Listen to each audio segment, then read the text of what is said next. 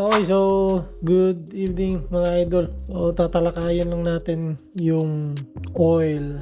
Anong nangyari sa oil ngayon? Laki ng retracement. So basically mga idol, ilang days lang, no? Last week.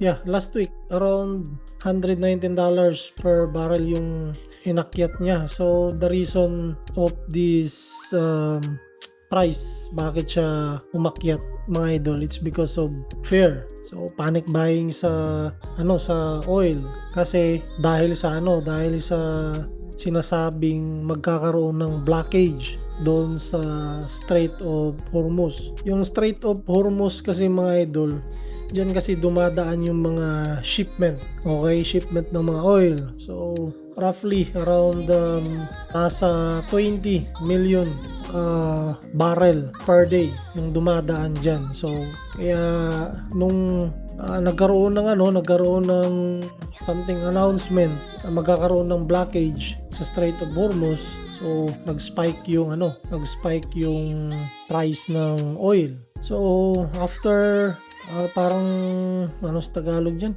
no, after parang pananakot sa magkaroon ng blockage sa Strait of Hormuz, so dyan pumasok si geopolitical risk. So kaya umakyat si oil. So yan, isa yan sa reason. Pero as you can see, kahapon lang yung retracement niya. So reason naman dito is nagkaroon ng de-escalation, no? Hindi pa yan sigurado. Yan yung retracement. Dito, kung nakabili kayo dito, around $60 per barrel to 120. Laki ng kinita nyo. Actually, meron akong buy dito, around 70. Di ako nag-close dito. Crazy ang putik. So, yan. Pero I believe na hanggang hindi natatapos tong tension, no? Dahil pumasok pa tong US. Pag dito tumigil tong tension na to, possible aakyat pa tong oil. So, para sa akin, nasa trader, no? Not financial advice. Para sa akin, every dip, every down nitong oil na to, it's a opportunity para makabay. Pero syempre, we need to check always kung ano yung nangyayari sa tension ng US. Meron ng sumasali ngayon, China. Meron pang I think Russia. So Israel and Iran. Dami pa, yung ibang country sumasali na din dito. Kaya di natin malalaman. Okay? So, but ito yung nakikita ko.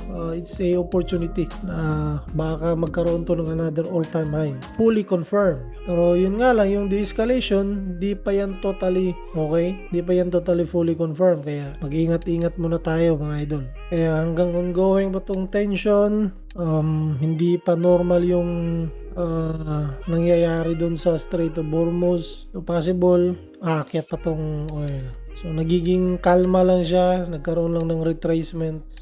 It's because of de-escalation na hindi pa siya totally full de-escalation. So yun lang mga idol. Good luck sa trade.